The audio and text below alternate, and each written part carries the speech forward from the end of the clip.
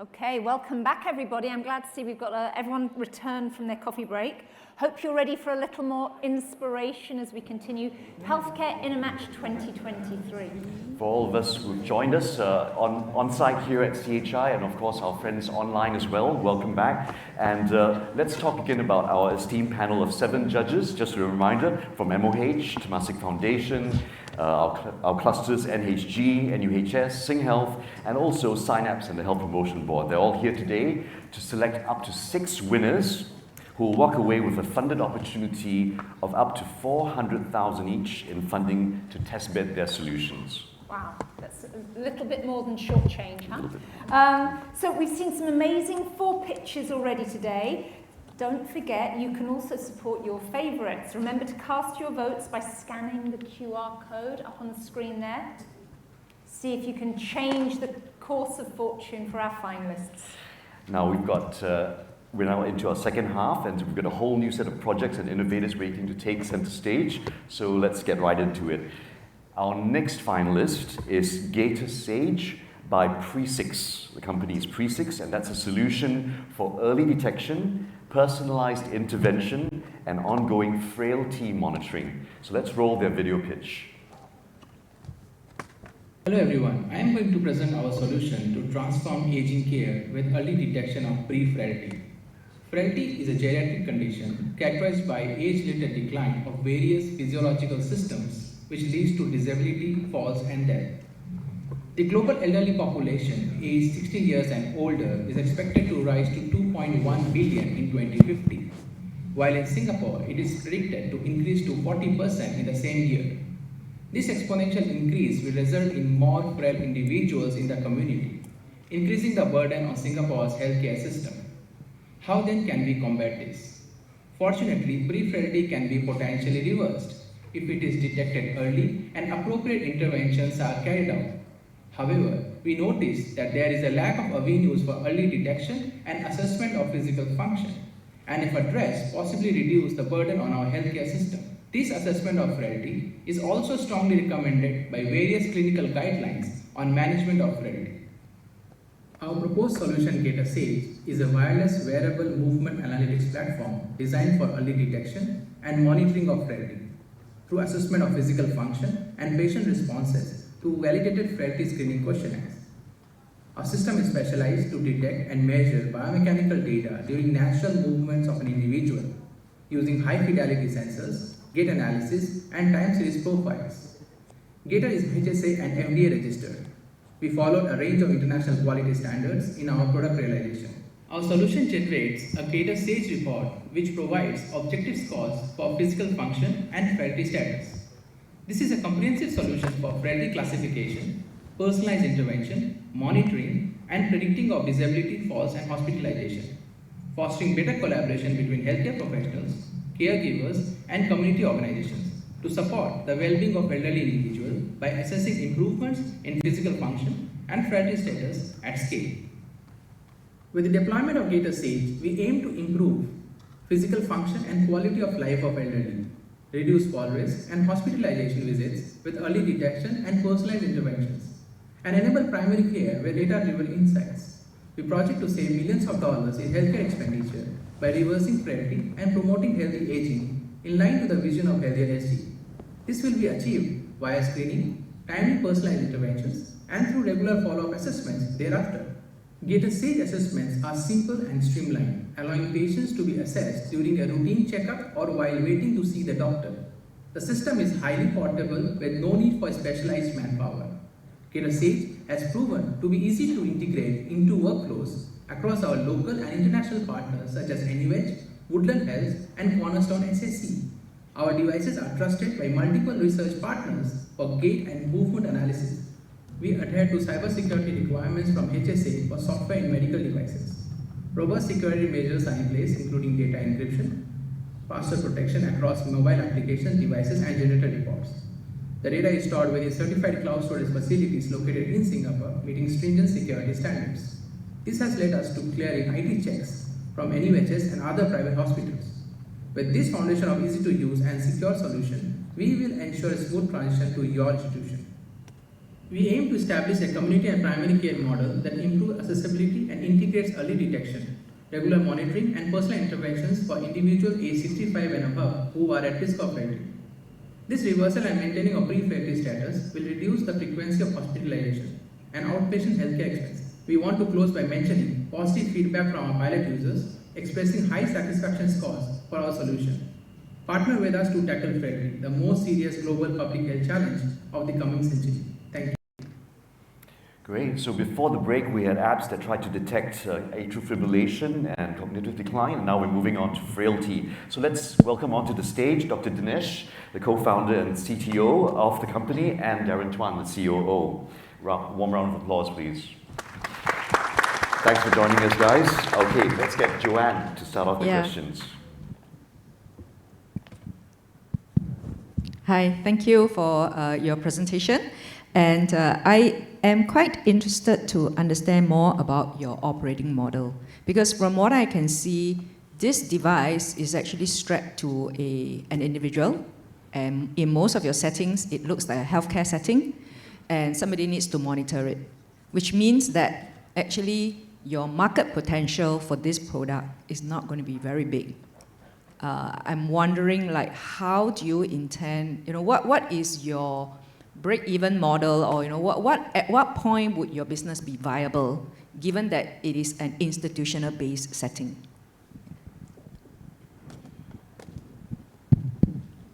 Hello. Okay. Hi, good morning. Thanks for that question. So, actually, based on our estimates, all right, we are looking at approximately 60,000 assessments in a year, and that will actually already bring us 1.5 million worth of revenue. So it is not actually a very a large or a very a number which is very hard to achieve. How we intend to actually fit into this is that there was actually a report, or rather a policy report, on national frailty in April 2023, and of which they actually listed some gaps as well as some recommendations. One of them was actually a 3-tier framework, looking at identification first, followed by your further screening, and then your management and tracking. So this is where we see ourselves fitting in, because firstly, we will be able to identify and then categorize all these people, not just patients, but it can be based on first contact with a clinical practitioner. So it can be at your GP clinic, it can be at your polyclinic, it can be at the hospital. All right, so it can be during this first encounter that the very first categorization occurs. Thereafter, based on that classification, they are streamed into the respective interventions, and thereafter we'll follow up again with the management by doing an assessment, seeing how they're progressing, and from there you can know whether your intervention is effective in helping this individual. And it also allows the institutions to direct resources to the interventions that are actually working. So that's how we see it moving towards. Yeah. So I also noticed that you have also listed active aging centers as possibly another place where this can take place. So I'm wondering, like, what kinds of individuals do you need to be able to administer this test? Because, in active aging centers, they don't have doctors there, right? Yeah. So if I understand your question correctly, you're asking who should be the one administering the test? Yes. Actually, we don't need specialized manpower for that. Okay. So we have a few product lines, and one of the product lines involves health screening. So in some of the times when we go out to meet people from the health screening centers, we actually get our interns to do the assessments. It's as simple as that. It really does not need somebody who is trained. You just need somebody to know how to wear the device and then use the app on the phone. It's actually that simple. And then 5 to 10 minutes, the assessment is done. Okay, how much training would you give give the administrator? Actually, 1-2 days is enough. It's really that simple to use, because the app is that intuitive, and it's really just exercises that everybody is familiar with, like walking or bending your knee. Okay. Yeah, that's right. Okay, thank you. Just to add to what Darren said, one of the biggest part about this device is that you don't have to have placement specific, so it can be placed anywhere on the knee. And then by our calibration process, we get the body planes and give you the gait analysis, basically bringing the gait lab all the way to the clinic. So that's very powerful. Secondly, as Darren mentioned, we don't need any special MI. We have online training materials, as well as when we go and deploy devices, we're training, and all the instructions are on the application. And the questionnaires, which are, for example, frail questionnaires or other components, these are already what you said are in the workflow. And the tests which we do are very simple tests like walk test or a sit to stand test. So that's easily understandable. And Yes. what we bring is an easy to use tool. Okay, thanks, Joanne. Happy with that? Thank you. Yes. Okay, Chun-Hong, over to you. Yeah, I was afraid that she'll ask all the questions that I have. I really like this idea. For HPV, we actually do pre-fertility screening as well, and it's very labor intensive, right? So anything that can help, I think that's definitely something we are looking out for. My question is, what's the accuracy of your product, right? Because I noticed Project Rhino, there's only 15 people who is being recruited, and then the projects with Woodlands Health, South Foundation seems to be still ongoing. So do you have a broader data set that is maybe from outside Singapore? What's the efficacy? Thank you for the question. I think it's whenever a device comes in, everybody asks about accuracy. So there are two parts to this question. First is what instrument you are using. So we are using validated frailty instruments, which is like, the questionnaire as well as the test. And for our device, we are using best-in-class MEMS registers, which gives very accurate, and we validate it in local population with multiple stopwatch operators and other operators, and then the accuracy. And also robotic trials we did. We are also having in clinical trials in line to evaluate our gate analysis. And also we have international partners. We are validating in University of Pittsburgh. They are using our device for the gate analysis. Kyoto University is going where they are using our device for gate analysis. And in France also, they are using our measurements to the. So we are a very measurement company which has specialized in the last 4 years. So this is one of our products which does movement measurement, but we also have a high-end product which looks at bone movement non-invasively and accurately. So we are at a very high, I would say, end accuracy measurement. So we focus on that. And then we tailored this product to fit the frailty market. That's how we came in. Have you benchmarked your product with other competitors, and how would you describe your competitive advantage? If you ask about like comparison, normally it will be like other camera-based systems. So camera-based system like visuals, you need to have a gate lab for that. It's in confined, so you cannot deploy in polyclinics. You cannot deploy in community center or SSCs. So that's our advantage. Second is, as I mentioned earlier, is placement. So is ease of use. So you just put a device and you get the gate analysis accuracy. So that's what we bring, and that's why our clinical partner, like NUHS and other, are using it. They are using it for pre-post surgery analysis. So before the surgery, they do analysis, and after the surgery, they see whether they recover the same. So that's where I would say people trust us on the accuracy part. Yeah. If I can add on to that, because our device records not just the gait profile, so you have things like walking speed, you have things like swing range of motion, you have things like walking asymmetry. So there are a lot of other details that you'll be able to pull out from this data that's being collected. I mean, comparing to just the normal stopwatch and paper and pen questionnaires that we're doing now. So there's a lot of other things that we're collecting, just that we're not showing them up in the report because you don't want to overwhelm people with information. But on the back end, in a longitudinal study, that's what you'll be able to study and understand from people's way of walking. Yeah. Okay, thank you. That's it. I think that's all the time we have. So put your hands together for Dinesh and Darren.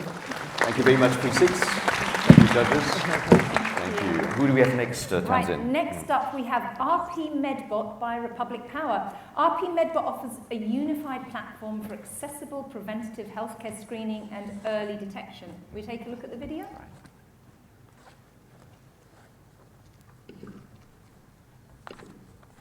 In Singapore, 23 people die from cardiovascular disease every day. According to a government health report published in 2022, the prevalence of chronic disease such as hypertension and high cholesterol has risen to a worrying stage at 32% and 37% of the population respectively. And you could be the one of the people who contribute to this number. Based on Singapore government statistics, chronic diseases are increasing every year, but people's lifestyle are going the other way with less regular exercise and screening.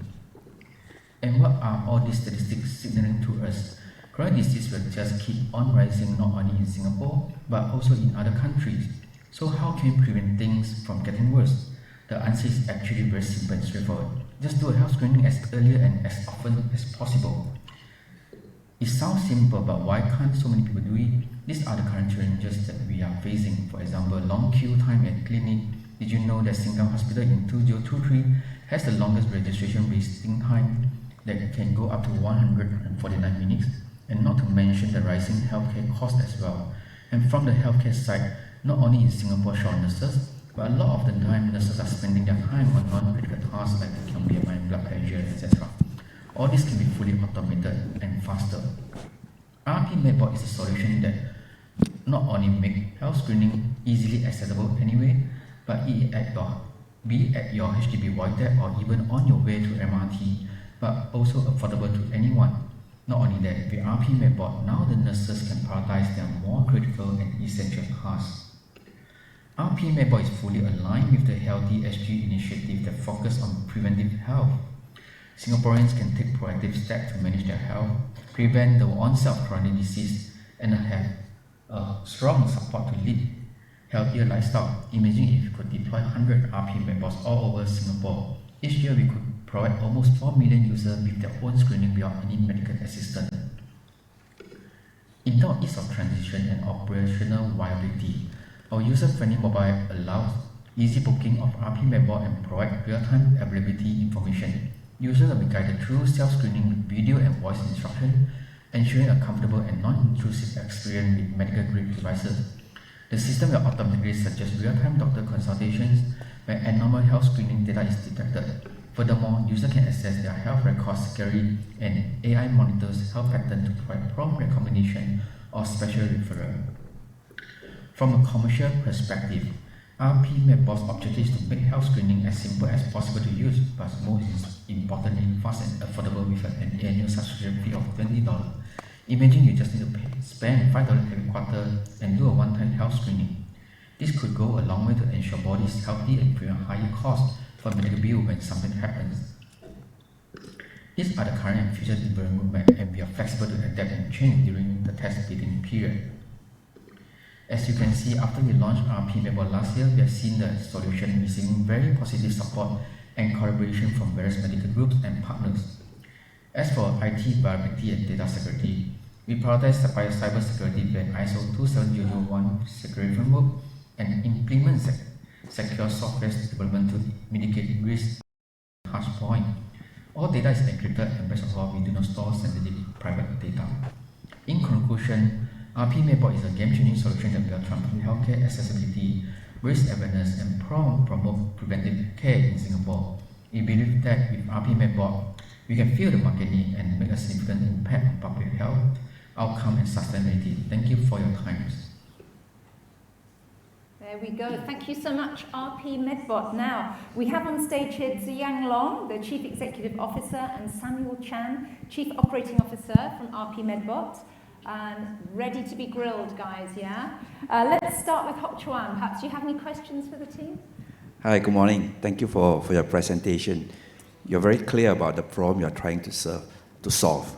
You mentioned there's some collaboration with Bethesda Medical, DTAP Medical. Can you share with us what you do with them and what is your finding and so on?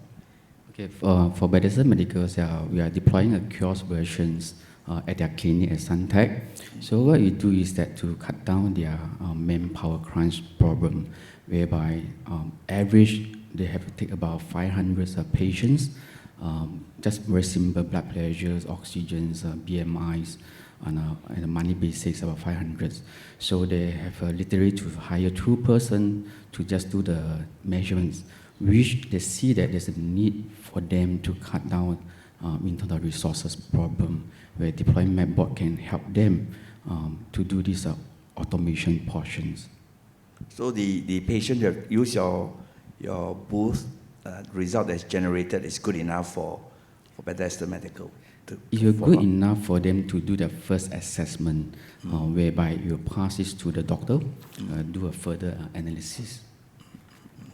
The devices in your booth, what are they? Okay, they are all our medical grade devices, which are BMIs, blood pressure machines, oximeters, temperature sensors, height and weight sensors, and fundus cameras. We will take your iris. These are all commercially available medical grade devices. Yes. Is there any IP in your booth that is developed by you? There's no IP in our booth as a whole, but we are looking forward in future. There's opportunity arise that we can IP right in terms of the whole process. Yeah. So the barrier to entry is very low. And if another person will come in and just collect this device and assemble a booth, and then they'll be a fierce competitor. Yeah. In terms of business model, I look at the figures about a capex of 100K a booth and 20,000 per month per booth. It seems to me quite high relative to the wages you pay a staff to do all these tests. Yeah. Any comments on this? I think the 100K is a commercial model. So that is when we build a full solution.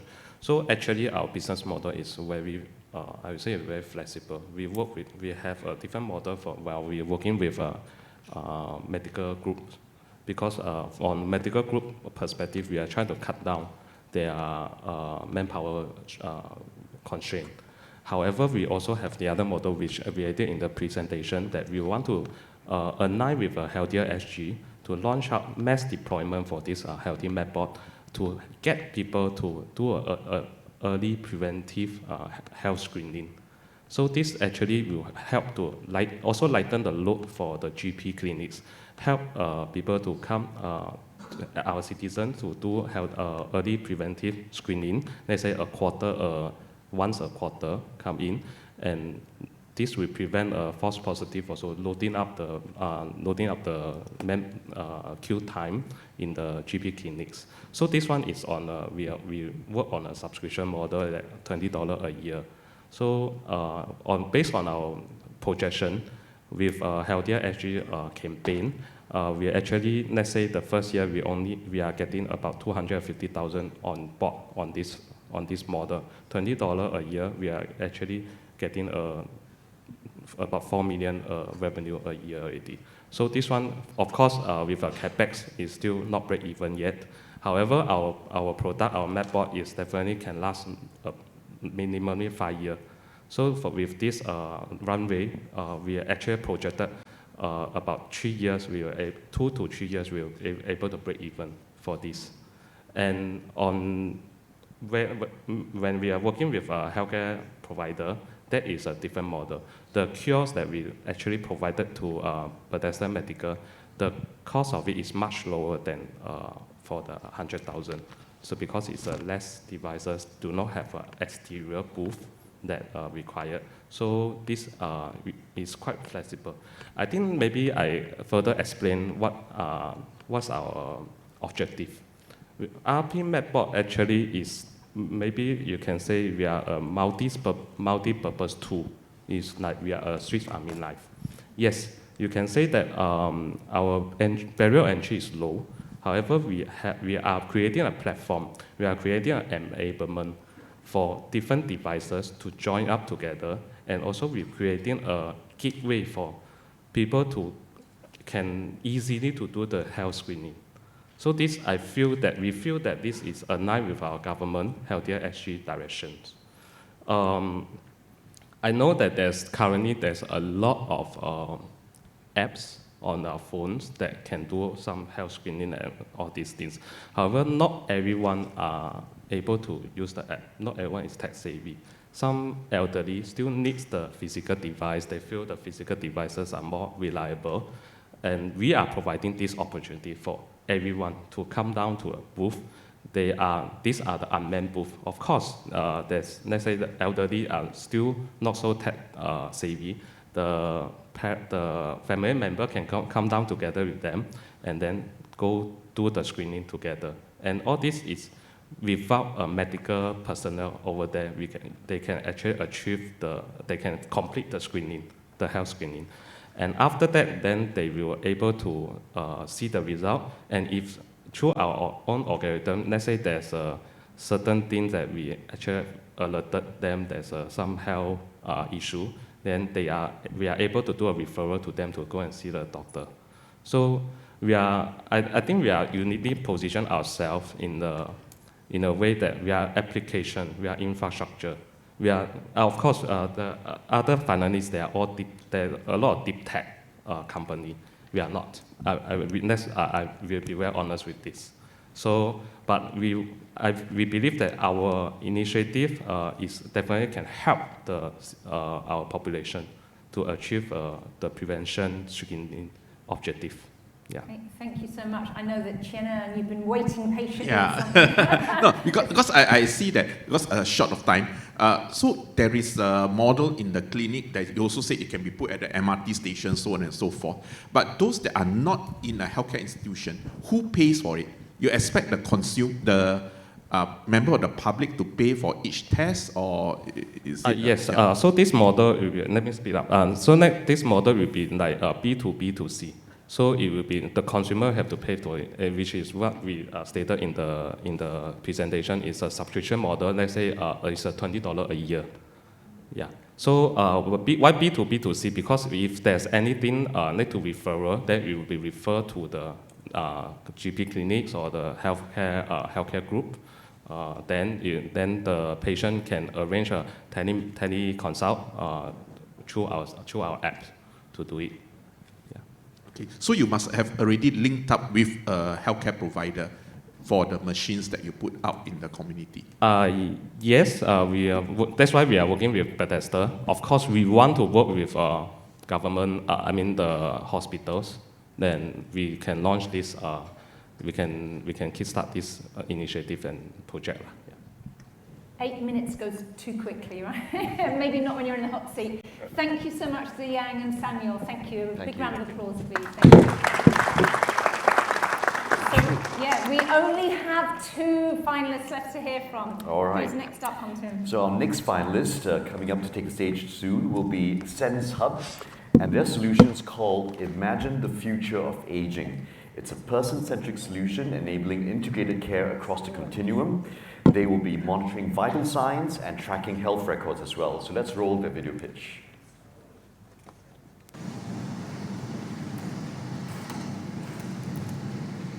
$690,000 seniors, increasing to 950,000. Swee Hock School of Public Health stated aging populations is one of the most significant social transformations of the 21st century. Not only are seniors living longer than ever before, but they are also spending more years in poor health. WHO World Report 2015 cited integrated care should be proposed as a future direction for development of healthcare system in many countries to care for growing complex case needs. A research review showed in 6 countries, including Australia, US, and UK, positive and improved health outcomes from coordinated care with cost savings of nearly 18%. Another study on depression collaborative care for older adults found up to ROI of 6 times cost savings in long-term health care. Maps showing where parts are deployed, allowing interactions and case notes with tech solution enabling follow-up. Our track record ongoing 3 projects with hospital and NUS for seniors, including Exodant's IRB-approved clinical trials at Clementi. Starting with a solution view of interactions for integrated care, focus on communities of care, cluster, organizations, groups, senior, and family. Further enhanced with mobile app roles in multi-languages. Test bidding with cluster will help to identify additional enhancements needed. Later on are modules deployed tailored to elder care, active aging outreach, scheduling, attendance taking, befriending, including volunteers. Feedback we receive are ease of use, single view dashboard helps, and also saves half a day preparing required reports. Part 3 includes Exodants with NUS and elder care centers in Clementi with machine learning detection model preliminary results. Also demo of CTO's parent exercising to exergain using common devices like laptop as part of social prescription activities at home or center. Value proposition links family not staying together, befriending is scheduled, recurring, and volunteers update case notes online. Our differentiator is from the breadth of our solution designed and developed in facilitating communities of integrated care. A study on integrated care showed 221 savings per year per patient. A cluster yearly admissions of 148,000 could result up to 32.7 million saved. Identify hospitals, community assets, and elder care service boundaries, MOH terminology to cover seniors within that community of care is the deployment plan. On board various agencies and groups, solution empowers seniors and family to take ownership of overall well-being and health, Exagame and Exodants using common devices built-in camera. Solution extends care beyond hospital walls for both complex cases and others aging in place. Integrated care linking agencies, stakeholders, seniors, caregivers, and their families. Recurring revenue from the modular solution together with innovation in detection model and exergaming. Also with tech, unit cost decreases with increasing users. For data security, users are assigned unique code, decoupling personal data, and encrypted. CTO Wykin has HL7, the standard for healthcare data transfer between applications. Solution is multi-tenanted for organization and is scalable by design. The breadth of our person-centric integrative solution is locally designed and developed specifically for integrated care with focus on building communities of care. Literature review has shown integrated care lowers healthcare costs and also reduces hospital readmissions. We look forward to work alongside with Cluster, including interactions with older adults and caregivers in the community. Thank you. All right, that's Sense Hub, and let's welcome onto the stage George Heng, CEO, and Wai Kim, that's Chief Technology Officer as well. Thank you for joining us here. Over to you, judges, and we'll start off with you, Chun Hong. Okay, hi. Thanks for coming up with this idea. It's something that in my previous job in MCCUI, communities of care, bring people together is actually quite important. Actually, when I look at your proposal, I think there are two parts interrelated. One is the macro joining up, right, of the whole landscape, and then within that you have specific solutions, right, like the AXA dance and so on. So can I get a sense of in your business model, right? How do you think about your who's the sponsor and your revenue streams for each of them, right? The macro one and then the AXA dance. It seems like there's a B2B solution and then there's a B2C solution. Exactly, that's true. So one of the challenges, because we've been doing this for 5 years, is that in the elder care sector, it's very difficult to make money. And that is, I'm the first to admit, right? You either do it for free or you do it as a social service agency. So we actually went down two paths separately and independently because we have the bandwidth and the technical resources to build the IP in-house. So the B2B is would be likely to be with the organizations which may be sponsored by the cluster if it helps them to lower the overall costs in providing integrated care and also maybe minimizing the readmission. When we go to the B2C route, it's where the families need to come in, right? And we have been working with the community centers, the PA, the grassroots, the resident network. Not everyone has a family that cares for them. And that's where we go up to the CCC to ask for even sponsorship for internet because no point detecting that someone has fallen if there's no internet to alert someone in the community that's willing to help. So it's a multi-pronged approach because we felt that a simple solution is not going to solve all woes. And importantly, as a technology company, I can tell you tech is not going to solve it. It has to be people with tech. So that's the approach that we have gotten, both B2C and B2B. And some of you may think that we are trying to do too many things, but I think that's the only way we can try and help the nation. So on the B2B side, what needs to be true, right? Because it feels like there needs to be some convener to bring the different parties together, or are you expecting that each of the parties on the ground will come forward? Because it's not just the tech, it is the on-ground interactions, the business processes, referrals, workflow, and everything, right? Including getting volunteers on board. So how will you make this ecosystem actually happen, right? Notwithstanding that you have the tech. Okay, I have to be very careful about my answer because I think this is being televised. I would say that I've been doing this a bit too long, and there are different ministries that are involved. And at the higher level, they do have a big picture. But at the lower level, the grassroots, the SGO, the SSAs, the SSOs, do struggle with the interactions between organizations. What I've done in the past 2 years is I go ground level and talk to SGO, I talk to MSF, I talk to MCCY to try and convince them that a multi-approach is necessary and they may consider using our solution for the interactions part because a lot of the interactions, unfortunately now, are on WhatsApp group, which doesn't help if people come and go, and it's not even specific to a user. So a lot of the apps that we have done is down to the people-centric. Each individual has their own support group, and we have rolled that out in Bedok Reservoir with the blessing of the advisor there. So it's been a journey. We have to go ground up, and we talk to different organizations nearly every week to get their buy-in. There's no magic to it. It's about getting agencies involved at the B2B level. And we would love to work with one of the cluster that we could have as our supporter to make it a little bit easier. That's the hope we have. Okay, thanks, George. And I think you could hear from George's sigh there. That's symbolic of all the resilience and the frustrations that startups have got to go through in Singapore. So thank you to all of you for your strength. Over to you, Kwee Tian. I need to clarify your value proposition. You indicated in the proposal that you have already set up the integration of community in where you are testing, right? So now if you were to scale it up, what would it take? And are we talking about a common platform for the community? Okay, I don't think I would dare to even try and be the common platform because we are not government, and I have always been viewed with suspicion when I go in and do this for free until we can get critical mass.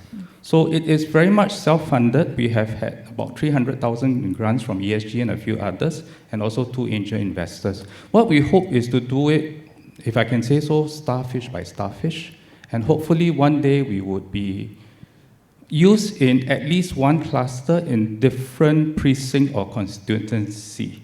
You know that in Singapore there's GRLCs as SMCs, and that's where we are going one by one, whereby if we get adoption in one, maybe the next SMC or next GRLC will say that this is important because I cannot have my seniors dying at home, and we have devices that actually detect non-motion. So we would love to scale, but it's going to take a while, and we would do it as best as we can. I mean, that's the truth of the matter. I mean, I would say that I want to become the next Grab, but it's not going to happen overnight. I still need to clarify. Every social agency has their own way of engaging the residents. Yep. So you have your Excel dance and your the different types of programs. It would mean that if when you do a pilot in one of the cluster, you would then be prepared to go down to the ground and see what is available. Yep. And based on that, there are 2 pieces, if I understand you correctly. There is a piece that says we need to share notes, case notes, which means linking to community systems and GP system and Epic, for instance, in the public hospital. And the other piece is the digital community, where we can reach out to them. Is that correct? Yeah, correct. So what we have been doing is that we have been working with the likes of Tai Wah Kwan and EMKFSC, which is on ComNet. We do not try and replace the current Salesforce.com or Microsoft Dynamics. We add a layer that is not available, like for example, attendance taking. And then if the agency comes in, then we bring in SGO and we bring in SSOs and all that. And they can work outside of the current system, at least for the 6 months of test bedding. The 6 months of test bedding, we would love to interface with whichever, but I don't think it's likely to happen because some of the big boys like Salesforce may not even want to open up to us. So we will work quite independently, which is not ideal. But if it gets adopted down the road, then maybe more companies are willing to let us interface with them. We definitely can do the interfacing outward, but whether they let us in, that's the other challenge. I mean, we are very cognizant of the challenges, both from the tech and on the people side. Yes. Mainly because my 2 parents, they have passed on, but my sister was the main caregiver, and she's better than anyone else out there. Thank you. Thank you. I think we're out of time, but can we give a round of applause to Sensab? George, Michael, thank you very much. Tough questions and maybe tougher replies as well. All right, we're down to our very last finalist for today. Last but definitely not least. Okay, we're going to hear about a voice AI platform for mental health created by Wonder Technologies.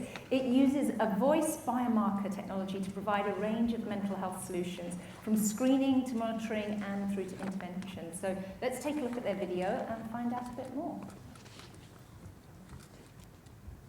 Hi, my name is Wendy Wu, founder and CEO of Wonder Tech. I'm excited to share our project, Revolutionizing Mental Health Voice AI, Fighting Depression at Scale. There are more than 1 billion people suffer from mental health problems, which is costing 16 billion a year in Singapore. which is accountable for 2.9% of the GDP. We need a radical breakthrough for this global crisis, a solution which is clinically reliable, can serve 1 billion people, and on mobile. Vocal biomarker is the solution we found. Our solution is a voice AI platform for mental health. We do 3 things, very much like cancer did 20 years ago: early detection, early intervention, and continuous monitoring. Our goal is to achieve in the next 5 years what cancer did in the past 20 years with precision medicine. We'll be able to work like a triage to help people understand they need mindfulness program or suicide rescue. Our business model is a B2B SaaS, and we provide our solution from healthcare platforms, online hospitals, employee benefits program, and also to insurance providers, from mobile phone to any healthcare. Compare our global competitors. Our data standard is based on gold standard. Our sensitivity is 8% higher, and because of our acoustic nature, we're much more scalable globally. In terms of data security and user privacy, we achieve 100% for cloud CM scanning score, 98% for cloud security scanning score. Our go-to-market strategy, step 1, is dual health check, meaning blanket all physical health check with mental health check. And we already signed up with Icon and TikTok this year. We're looking into 1 to 2 million revenue this year, which means with early detection and early intervention, we can improve the cure rate from 30% to more than 90%. Our ultimate vision is to be in all health, in all voice assistant, just like the Google Map as the physical compass for everyone. We want to be the mental compass for everyone. Our core team combines 3 different kinds of people. Me, myself, have been in emotional intelligence for 15 years. And we invite the best doctor from NUH and Beijing No. 6 Hospital. We have the very focused and determined investors in digital therapeutics and disruptive healthcare. And we have the best AI people from Microsoft. Our advisor group will come from Temasek, 6 Seconds, Stanford, Harvard, and PPSC. I'm excited to invite you to join us co-create the very first digital vaccine in this world, starting from depression. With the support for CCH and Montfort, we will be able to actually roll out the English model to support the English-speaking country from early 2024. Thank you. So there we have another very interesting solution. Now we're going to be joined not on stage but online by both panelists now. We have Wendy zooming in and Zhongwen, the Chief Technology Officer from Wonder Technologies. Hello, can you both hear us? Hi. Yes. Yep, we can. Welcome to Singapore. I hope the time is good for you. So we will kick off our first question with Jenna. Coming to you first this time. Yeah, thanks for the presentation. Just like to ask, as you said, it started as a Mandarin detection. It uses Mandarin, and now you are going to test it out in the English-speaking environment. But my question is, what is the distinguishing feature? Is it the language, or is it the tone, or what that helps in the detection? There are 2 different, can you hear me? Okay, it's Wendy. Yes. Yeah, so there are 2 different technology direction for vocal biomarker. Is acoustic-based or linguistic-based. For we chose acoustic-based technical direction. So meaning is language agnostic. So we launched the very first model in China, and now it's already commercialized. We are fine-tuning in English language based in Singapore. Okay, so it's because we know even in English there are various different called dialects in English. In Singapore, we have our Singlish. So whether that will be a factor because yours is acoustic based, is it? Yes, it won't be affected. However, because we're in healthcare, as a healthcare product, we need to validate in different language and get a local license. So we are in that process right now. Okay, thank you. Okay, thank you. I think Xu Ying, I'm sure you have some questions as well. Yeah, definitely. Thanks, Wendy and Zhengwen, for the proposal. I think it sounds very useful. I wanted to follow on Chen En's question. Because of it's been tested in the Chinese market, not quite yet in the Singapore market. It does sound like it's not quite ready for market in Singapore. How confident are you in achieving accreditation by 2024, as mentioned in your video? Yes, we'll have 3 stages of validation. Stage 1 is research model. We're launching our paper in next month for our English model. And we're also working with NUH for stage 2 as our commercial model. And stage 3, we're looking into working with CGH and Mumford to actually do the real world validation. So we're looking into Q2 next year, we'll be able to roll into a market. Okay. I saw from your write-up also that you're looking into extending into other kind of disorders as well. I'm wondering whether you are open to opportunities for co-development of your model in the Singapore environment with Singapore acoustics linguistics in advancing your model together. I don't know whether you'd be open to that opportunity. Yes, we are.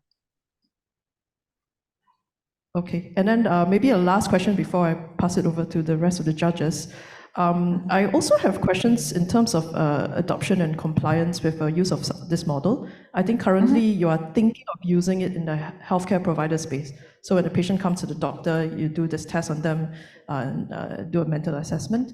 When we talk about prevention, actually we're wanting to reach the unreached groups, right? The people that don't come into the clinics. How do you see this tool being used in the patient space? Whether or not you can get adoption levels up, and how do you get compliance levels, meaning people testing themselves regularly to make this work? So I think I will answer the first part about our business model, and I'll let Zhengwen, our CTO, answer the compliance part, the data security part. So we are a B2B to C model. As you mentioned, we are in the preventive health. So one thing motivates us strongly is voice itself is the one of the few medium can be privately accessed by everyone on mobile, but on a clinical validate reliable level. So actually our model is working with national insurance program, working with employee benefits program. So most people, they hate to see psychiatrists, psychologists, especially Asian and Chinese. It's a big stigma. Less than 5% of people will be voluntary going to check out their mental health status. So our programs actually integrate with most of China Trade Union and ICON, the leading health check companies, help us reach more than 10 million users. So that's our business model, is very much digital preventive healthcare.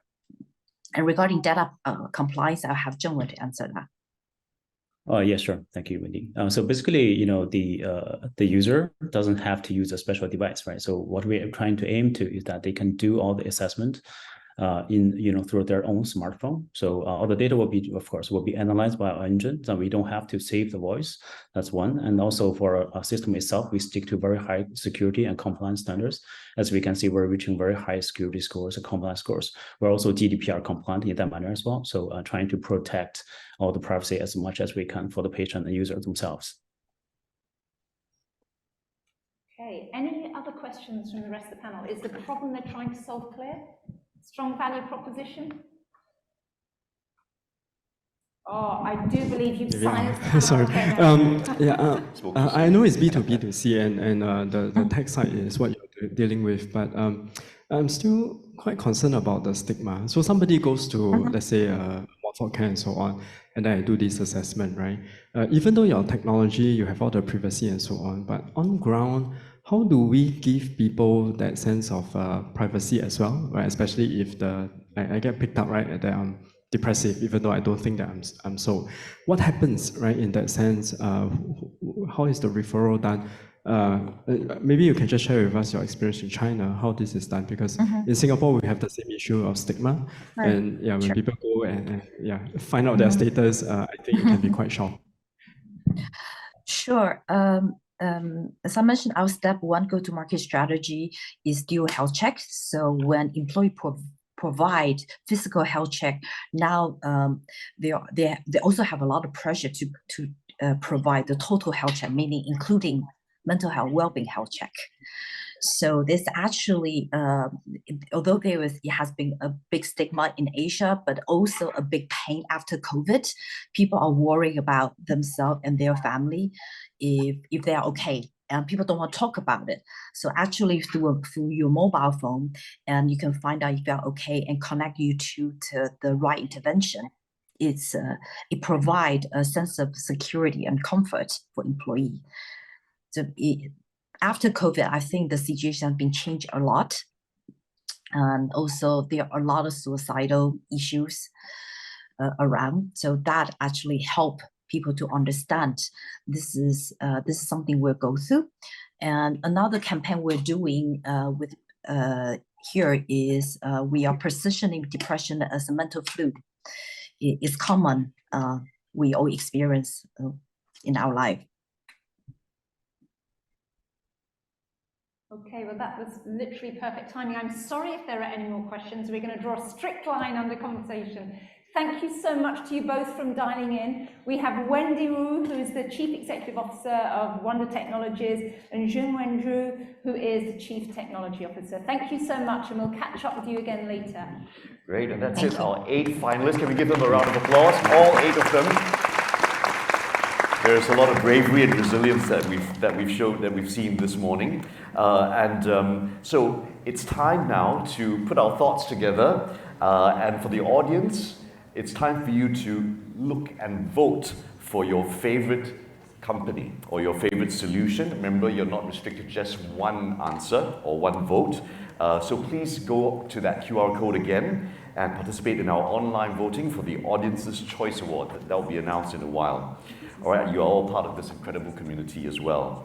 Yeah, so I guess it's also a chance for people to change their minds. Yep, You might have voted earlier if you're being very obedient. So yeah, last chance to vote for now. And it's also time for our dear judges to do their work, all right? So we're going to invite our judges now to take their leave. We're going to bring them to an undisclosed location for their deliberations. So please make your way out. Thank you very much. A round of applause for our judges, please. Thank you. Okay, for the rest of our audience, we've still got a lot to show you, so please stay tuned. Yes, yep. Stay buckled into your seats while the judges go off. No following the judges to try to influence them, okay? Right, we'll give them a chance to capture their papers and huddle. All the best. We'll see you. We'll see you after the break. We're looking forward. The tension is all mounting. The best, Shannon. Right. We do have some interesting presentation coming up now for the rest of the audience. All right. Should we just move straight? Yes, I think I would like to say if anyone has ever tried to pilot an innovation really in a real-world setting, we know it's not always straightforward. It's not always easy to evaluate the outcomes of the test bedding projects and really to demonstrate the value proposition of those solutions. That's right. I know, Tamsin, you've been involved in many, many pilots, and it's not easy at all. There's a little bit finger in the air, That's right. So at CHI, we've actually already organized 2 InnoMatches in the past 2 years. This is number 3. So we've had about 3 test beds per year, and we've realized that we're using different evaluation frameworks. Different organizations use different evaluation frameworks to assess the impact and the value of their innovations. So without that streamlined consensus approach, it's really difficult sometimes for us to cross-compare. So yes, and I know the energy is mounting excitement, but we're going to let you know a little bit about what's happened. It's this challenge that's driven Centre for Healthcare Innovation to create the CHI evaluation framework, or CHIEF for short. It really is the chief way of doing it, right? It brings a holistic framework for evaluation of innovative solutions that are seeking real-world deployment. And it also provides insights on the potential solutions for further investment, adoption, and scale. Right, so let's welcome now Ms. Chow Siew Min, who's the Director of our Clinical Research and Innovation Office at CHI, to tell us a little bit more about CHIEF. Thank you. Siew Min, over to you. Okay, thanks everyone. I know it's lunchtime soon. I'll make a quick one. Okay, so actually we are very, very excited about Chief. Chief is actually a result of collaborations of expertise from various fields such as epidemiology, side, biostats, health economics, and most importantly, decision science. So we actually were looking at it from a very holistic and a very practical way, and we also want to bring together evidence-based medicine to integrate with clinical expertise and as well as our patient value when we make an informed decision. So it's always decision that is difficult sometimes. Okay, so just a little bit about the framework. It's a holistic framework, as I mentioned earlier on. For the Chief team, we actually do a lot of pre-consultation depending on the needs. And we will also tier the evaluation accordingly. So why is it important to tier the evaluation? Because we know that not every technology that is or solution out there is a TR7. But there are actually certain opportunities that some of the collaborators or the solutions may need more advice to see how to get from their current level of readiness to go to a market-ready solution. So therefore, we came up with a tiered evaluation. And because of that, we had to work with the solution developers and the healthcare professionals to understand what is your evaluation objectives. Because you may come with different objectives at different solutions or at different levels of your readiness. And then with that, we will design together the most optimal studies to make sure that you can reach your outcomes, your implementation outcomes that we have discussed. And at the end, of course, we will provide the end evaluation for you to decide whether you want to go for further investment or resource allocation. Okay, so the diagram on the right is actually on the different steps of what we do with the team for the evaluation. So I'll go through in step-by-step wise in a while. Okay, so the first thing is, like I said, it's because it is a tiered evaluation, so we also need to understand what solution do you have and what are the current gaps and evidence that you require. So it's very tailored in that manner, right? And with that, then we're able to go on to the next step to actually be able to design and advise you on the appropriate methodology to do it. And this is a really, really important step because from past experiences for some of the cases we have seen, when the methodology or study designs are not adequately done up, right, we don't have actually enough evidence at the end of the day to do a proper evaluation for us to give you the proper advice on what's next. So halfway in the midpoint, right, you will go, after we do the consultation, the advising part, right, you will go on to do your studies, and then we will do a check-in during the midpoint to see how you're getting on. Any challenges that you're facing, or any challenges on the study design, maybe we can tweak certain things along the way. So it's also very important to do midpoint because it's no point going through the whole study and then after that you realize that something is missing, something is difficult, and you can't do it. Okay, and the step 4 is when you have actually collated all your data, right, and the study is completed, all the data is being collated, right, we will then work with you to look at the results, and at the same time, from our team side, we will synthesize all the evidences, right, because this is where we want to do a comparison for you on what is out there, what is some of the evidence base, and then to do the proper reporting. Okay, when that is done, we will actually have a panel of independent and expert of a panel that are clinicians and even industry experts. For example, if we need a health economics team, they will be there as well. And if it's a usability testing, the usability testing team will be there to assess for you on the solutions.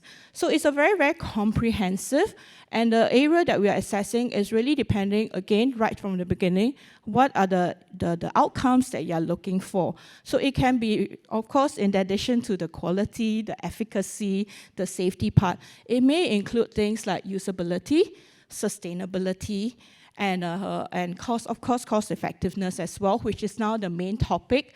Whether is it cost effective to bring the solution into the healthcare system. Okay, so this is an overall from step 1 to step 5. It is not that daunting. It is actually quite easy if we work with our team. Okay. Lastly, so as you know that, why we came up with this evaluation framework, healthcare organization is actually very large and complex, as many of you do know that.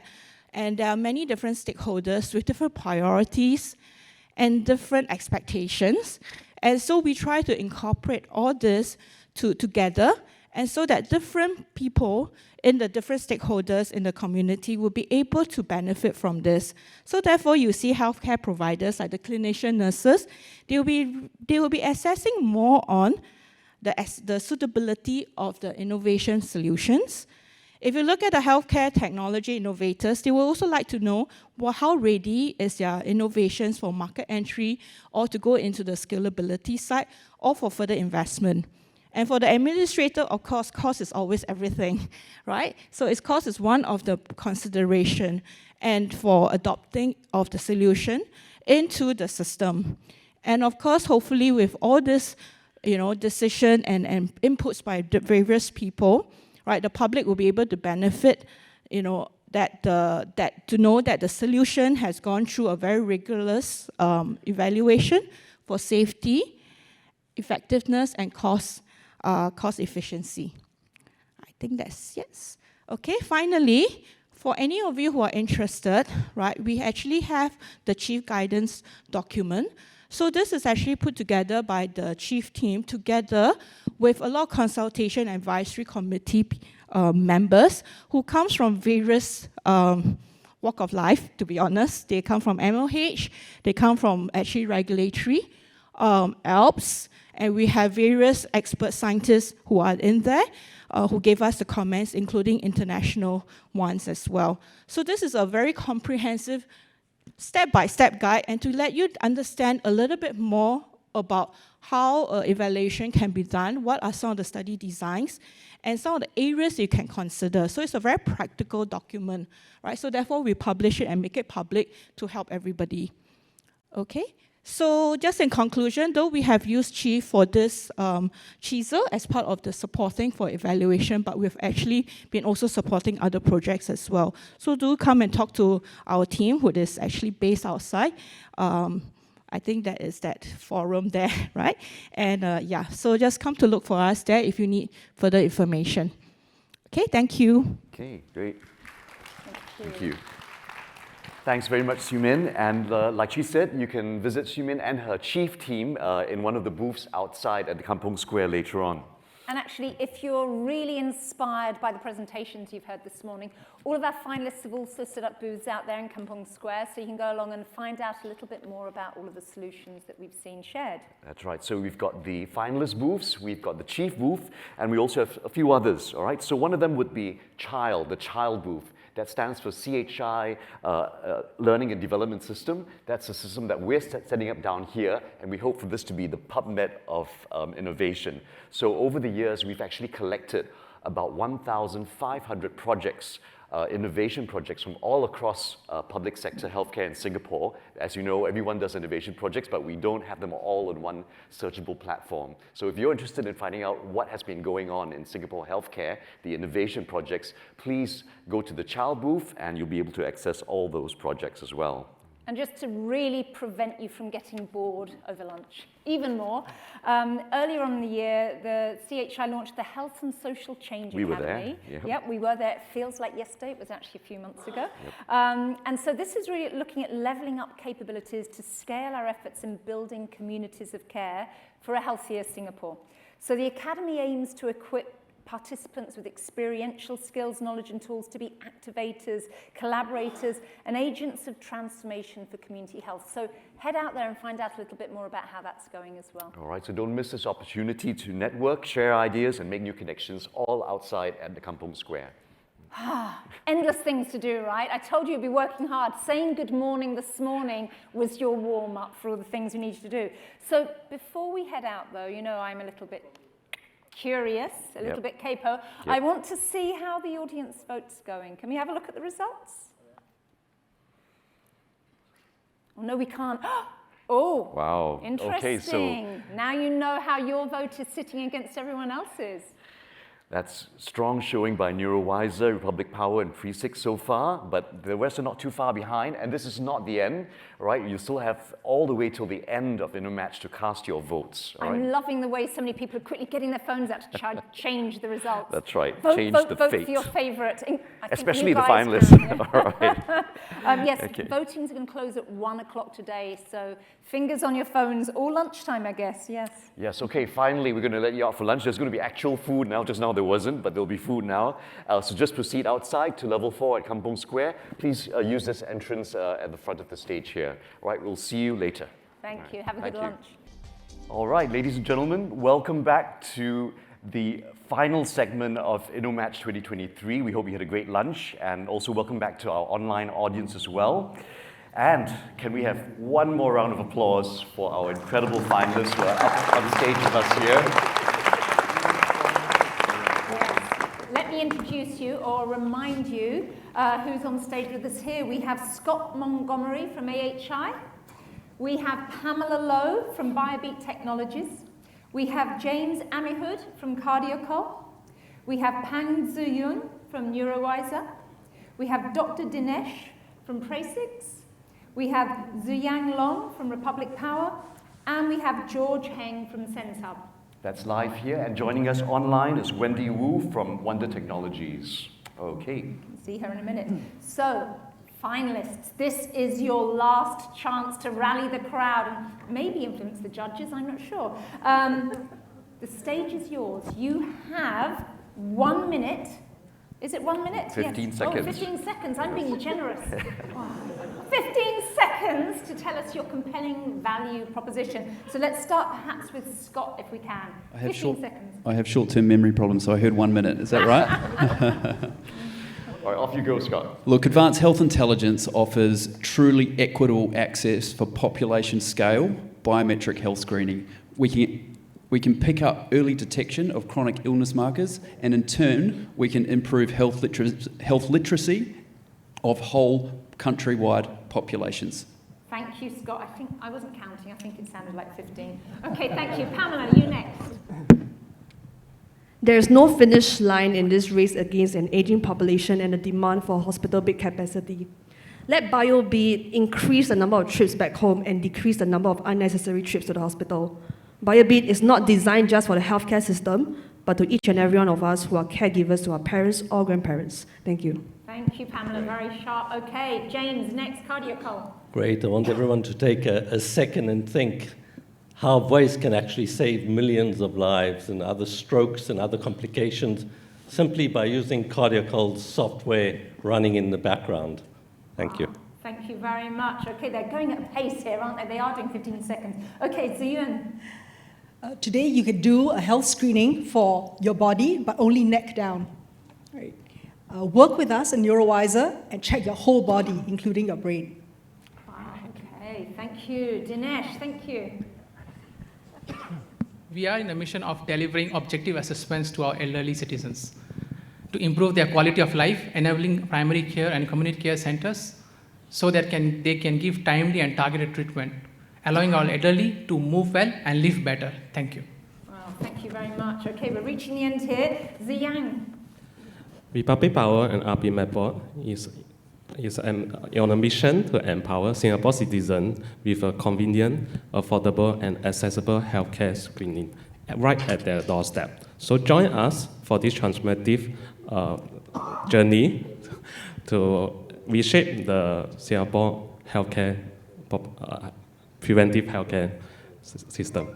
Sorry. Thank you very much. It's hard in 15 seconds. That's why I was giving you a minute. Okay, George, 15 seconds. SenseHub breadth of solution for senior-centric integrated care with communities of care, agencies, elder care centers, grassroots, and family. Oh, thank you so much. Very slick. And online we have Wendy here. Your 15-second value proposition pitch, please.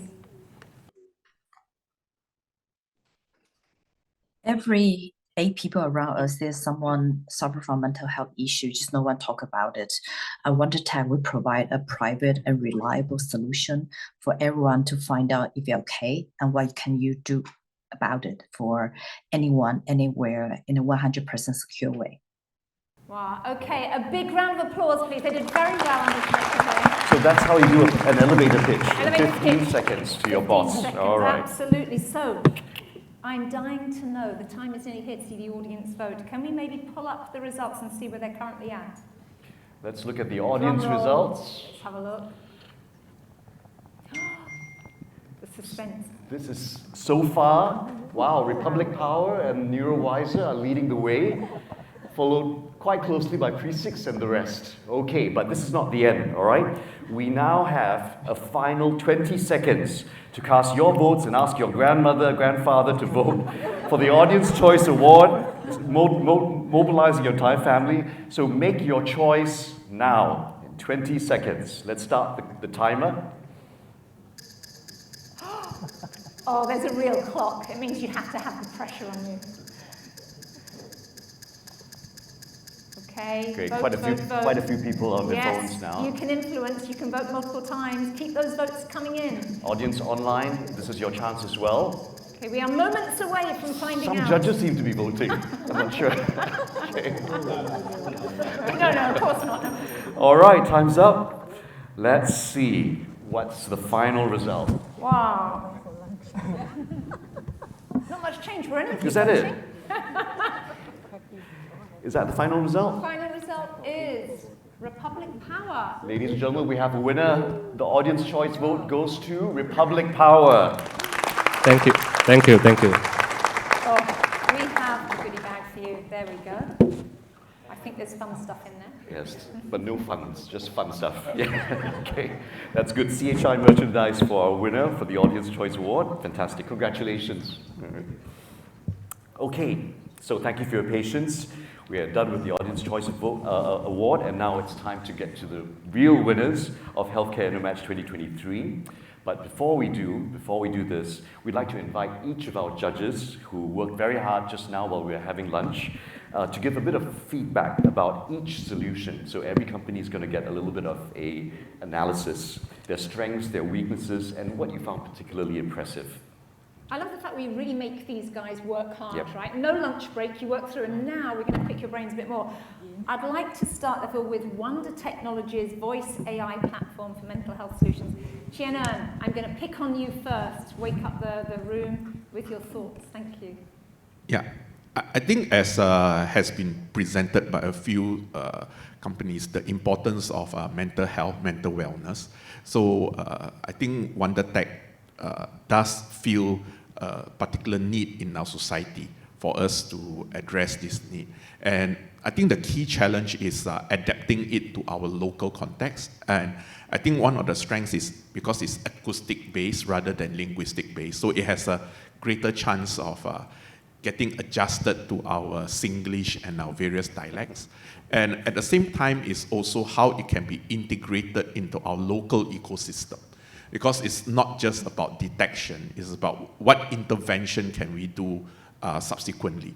So I think that downstream has to be considered even as we develop the upstream detection mechanisms. Right. Yeah, thank you. Thank you. Right, Chun Hong, you're next, and maybe we could focus your attention on Sense Hub. Their solution was Imagine the Future of Aging. What were your thoughts about that? Okay, hi Josh. I share your passion for integrating in the community, and in fact, I've also had many of those very loud sighs myself.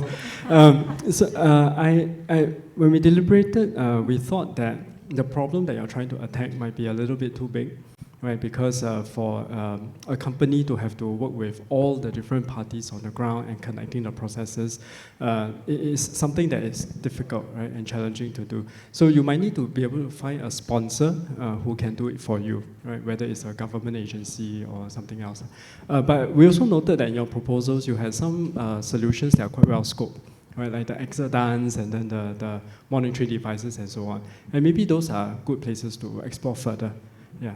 Thanks. Thank you so much, Jun Hong. So some interesting, the big challenge has got lots of opportunities there. Okay, I'd like to come to Hok Chuan next, if I can.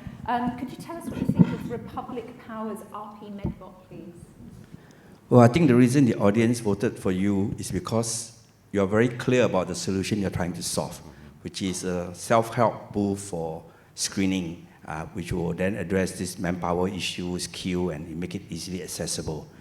The judges feel that the OPEX, CAPEX looks quite high, and with that sort of figure, it's harder for it to be commercially viable.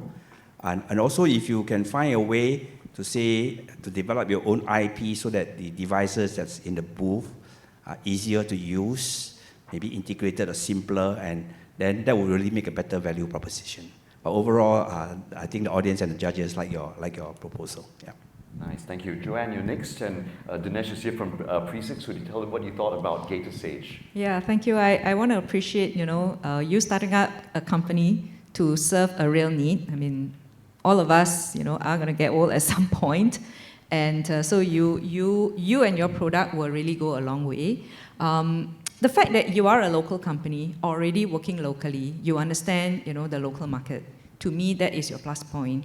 And I was also very comforted that your break-even point is actually reasonable. At least by your own standards, you think you can manage it. The only, there are two areas which I thought that maybe the company is already doing, but we're not hearing too much of it, is what is your operational plan? Right? Like, how do you scale your products? Where are your potential business partners? And also, how do you market your product?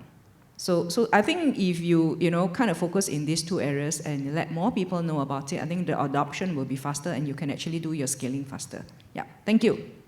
Thank you, Joanne. We're getting a lot of really useful feedback here from the panel. Thank you so much. I'd like to come to Kui Tiang next.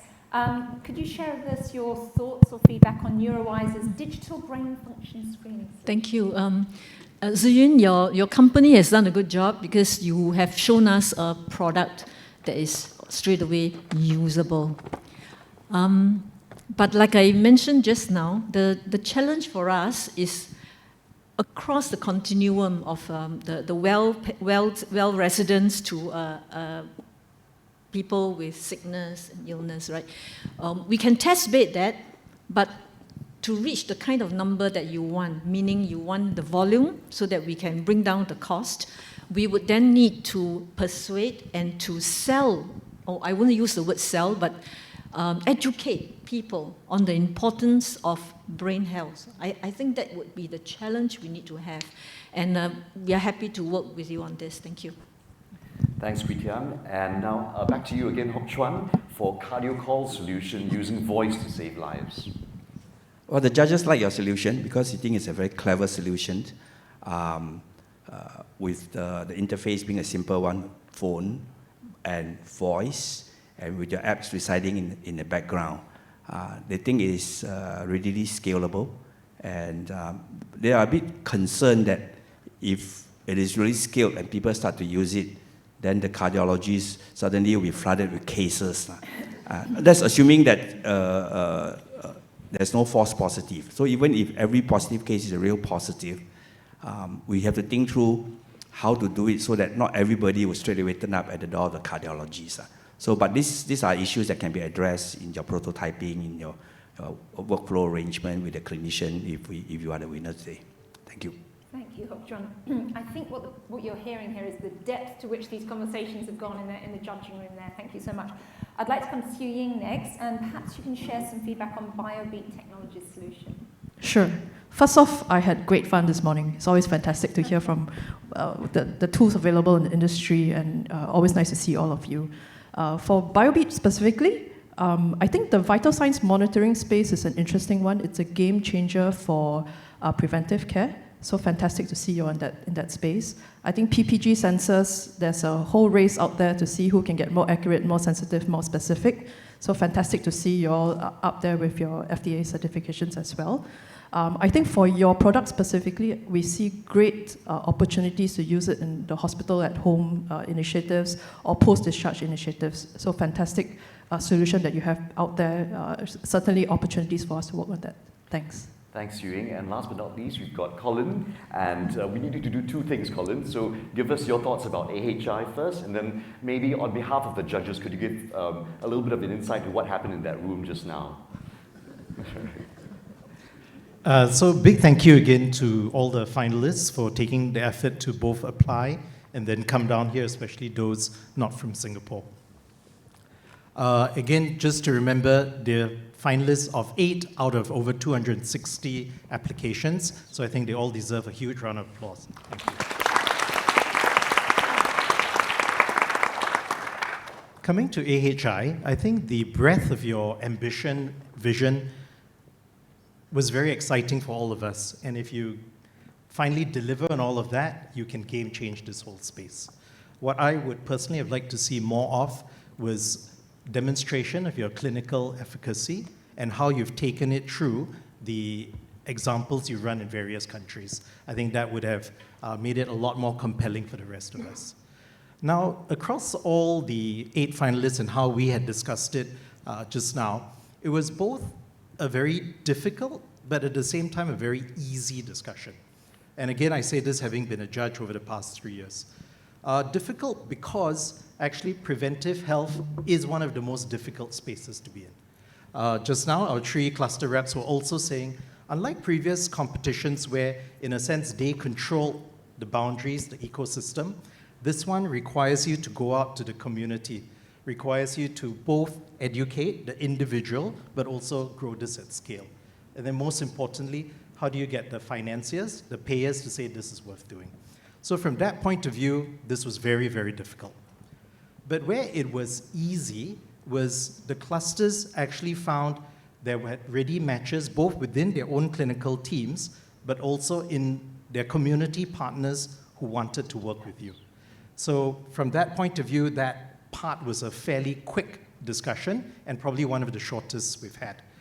So for those of you who did, well, when they announced, get the awards, big congratulations. For those who didn't, I would say this is a very long journey, so don't lose heart.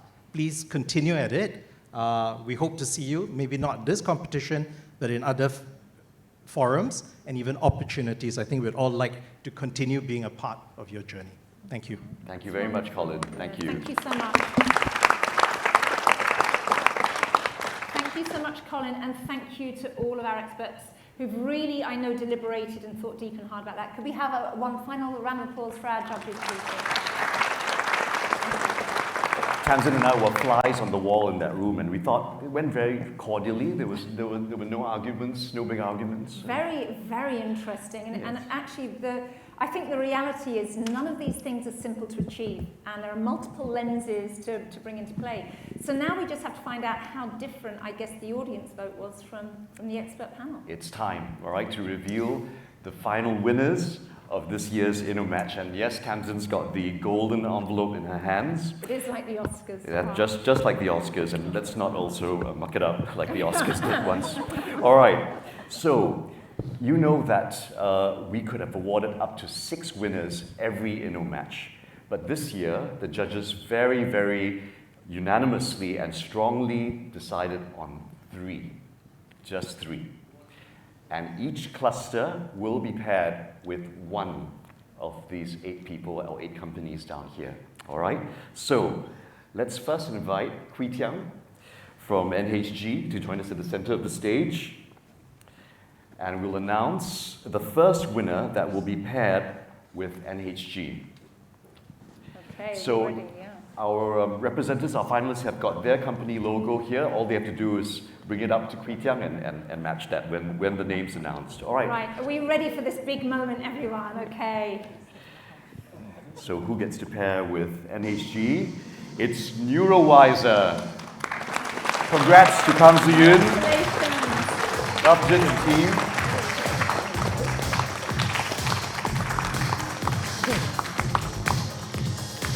That's great.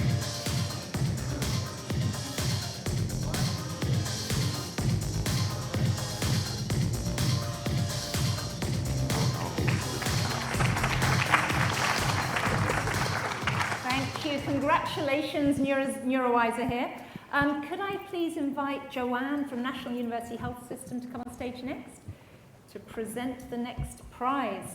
All right, who gets to marry up with NUHS and Joanne? Okay, so do we have some exciting tension-building energy in the room, please, as we announce that the organisation to be paired with NUHS is CardioCall. Congrats to James.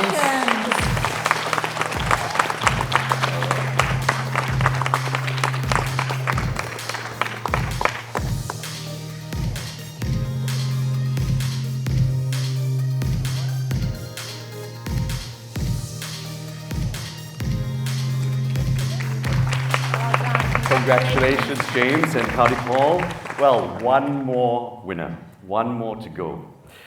And let's invite now Chetan from Sing Health to center stage, and we'll reveal who gets to pair up with Sing Health.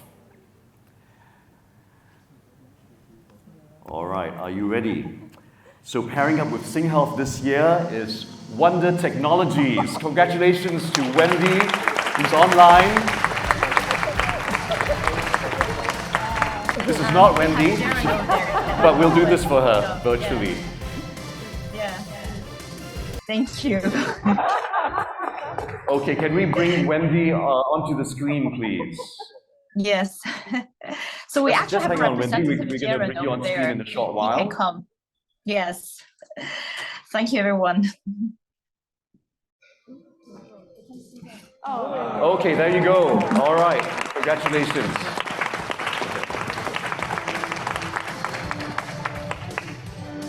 That's great. Wow. Well, there we have it. It came down to a final three. Congratulations to our winning teams, and also for all of the companies that made it to the final today. Actually, it's absolutely, as Colin has said, it's no mean feat. That's right. And it's a very complex challenge to approach. So thank you all for your dedication and for going through Healthcare InnoMatch 2023 with us. Yes, the journey doesn't end for everyone down here. I think there's been so much interest that I think you all have felt, and I think that many more relationships and many more collaborations are going to occur for the rest, for everyone down here as well. Yeah, and I think, as we heard earlier, actually, there are a number of different partners that might be able to take forward your solutions in different ways. So please, and I think, as all the judges said, keep striving. It's not an easy one to tackle, right? That's right. The CHI Chisel team who have been in touch with you all along will continue to connect you with potential users in Singapore and beyond as well. All right, so congratulations to everyone. Okay, we also have to say a big thank you to this group down here, our esteemed judges, for their great insights and the deliberations. This innovation challenge would also not have been possible without support from MOH and Temasek Foundation. So thank you very much, Hock Chuan, and also to Li Lang and Jerry, who are in the audience up there as well. We also have to thank our healthcare partners, our clusters, NHG, NUHS, and of course Sing Health as well. And very importantly this time, our community partners, Lions Befrienders, Montfort Care, Methodist Welfare Services, as well as Synapse and ALPS. Thank you very much. I think also, yes, let's please have a round of applause. It wouldn't have been possible to have today's event without it. Thank you. And remember, I like to work you all hard, so get ready to clap again. We'd like a round of applause also for our collaborating partners and agencies. I think we'll see them on screen here. They've been instrumental in making this event possible. And of course, our heartfelt thanks to our audience online and to all of you who've joined us today. Thank you so much for making it a wonderful day. Thank you. You can clap now.